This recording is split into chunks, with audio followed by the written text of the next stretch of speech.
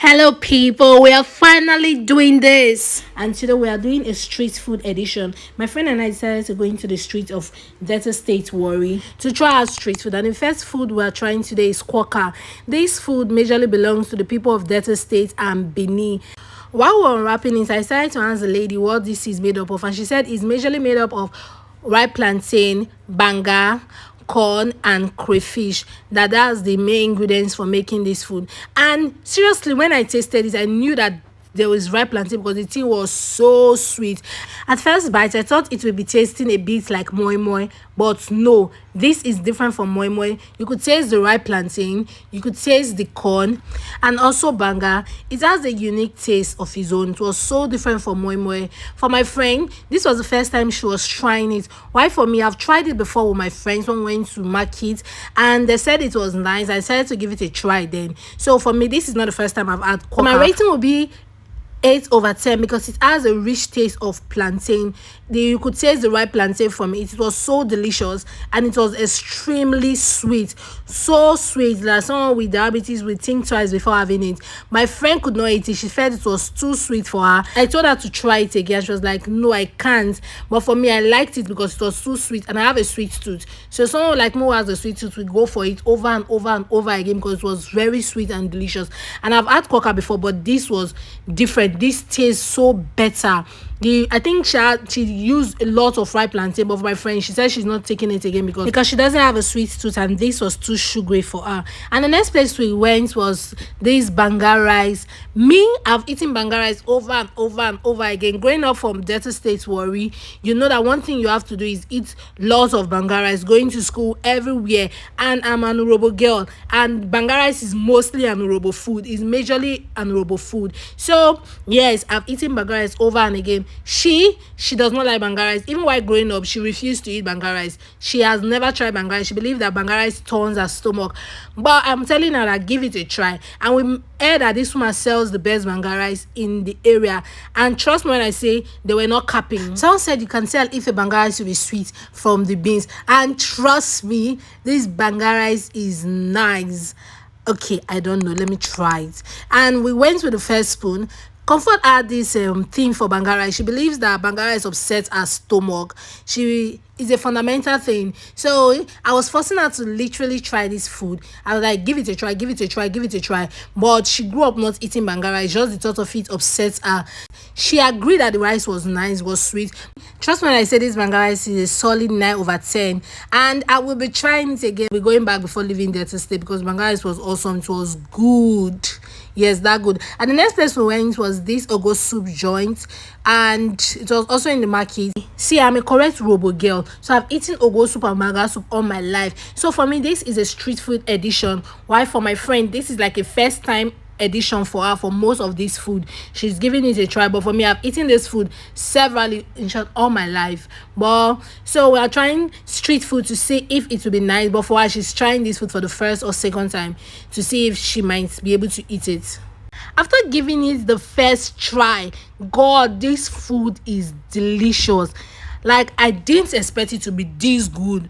Most people can't really make ogo soup. I went with the impression that this food will probably be a 5/10, like, because I really did not expect much, because most people when they make their ogo soup, it's usually not nice. You could feel the gari and the starch in it, like you could see it gathering. But for this soup, it was so good. My friend enjoyed this food the most. It was the best for her. She enjoyed it. Like, we wanted to stop and we're like, okay, no, we finished the starch. And that was like the first for me. I felt like we'll just take a bite also and we end it. But we finished the food. To tell you how good the food was, it was so delicious. Like, we just went on eating. Like, this was the best for us. At this point, we knew that we are in because we were supposed to test so that our stomach could not be filled and so that we could try other food. But at this point, we could not stop because the food was so good. You know when you had this anticipation that this would be like the norm. And for my friend, she felt like, no, I may not be able to eat it. But this was really, really good. And we knew that we were coming back here to get takeout. Like, so if you're in Delta State, Udu Road precisely, Express Junction, come to Jugbale and you will see our stand there. This is where she's selling the food. This was one of the epic for us. We love the food so much.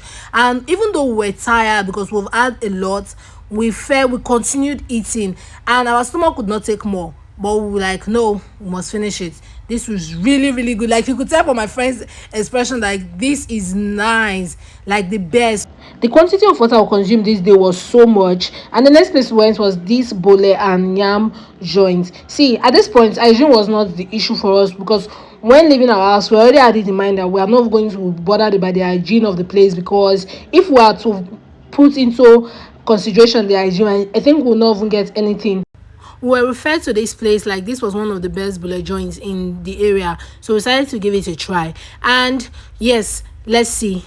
The stew was okay. It was properly cooked. You could not get this slapping taste that you mostly get from roadside stew, especially when you are eating it with bole. So I think for the stew I will give it a 6/10. Why? For the bole, it was a bit burnt, but it was good. The bole was good. I ate most of the bole, but I could not eat the yam. I don't know, I don't like the yam, or maybe I don't like roasted yam, but my friend enjoyed the yam more.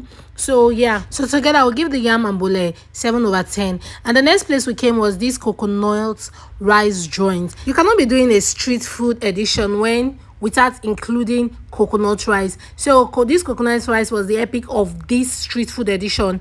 So when we came here, the woman was extremely friendly, she was nice, and she spoke to us really kindly. So I think for that I will give her an 8 for her approach and for her friendliness. But now let's go into the rice and let's rate it. I'm one of those people that don't like eating my coconut rice with stew. I like savoring the taste of the coconut rice alone, while my friend like eating her coconut rice with pepper. So there was like a conflict of interest. While me, I was trying to select the part that does not have stew. She wants to like mix everything with stew because she cannot eat it without the pepper. She cannot eat it without the pepper, so she wants the pepper to be able to eat it. While me, I don't want the pepper. But apart from that, the food was a bit bland, but it was good.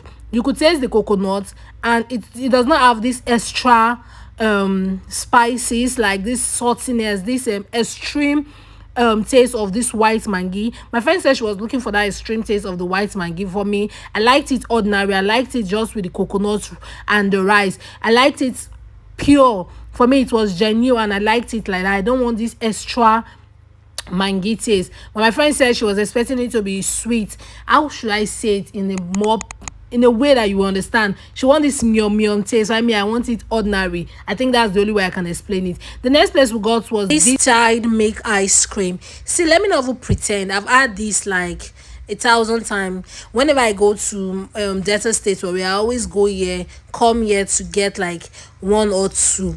See, if you have not tried this ice cream is like too cheap for the flavor it contains. I told you, first of all, I have sweet tooth, so that one must be one of the reasons why I like it.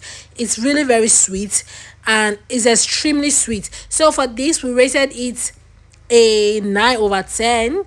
Sweet and affordable. I think it's sold for the price of 200 naira. And the next thing we got was water. See, we've had a lot and it was so hot. And the next thing we got was this chrysanthemum fruit, also known as cherry or abalumo, depending on the area you grew up. You literally cannot be doing street food edition without adding street fruit. So yeah, I decided to get cherry. So the first thing you want to look at when you're selecting cherry, especially Nigeria one, is to look if it has green head or red head. Green head translates to it being not sweet, and red head translates to it being sweet. See, my friend own was not sweet. It was really called abalumo, while mine was sweet and it was nice. And with this, we come to the end of this vlog. Thanks for watching and thanks for staying to the end. Do not forget to like and share.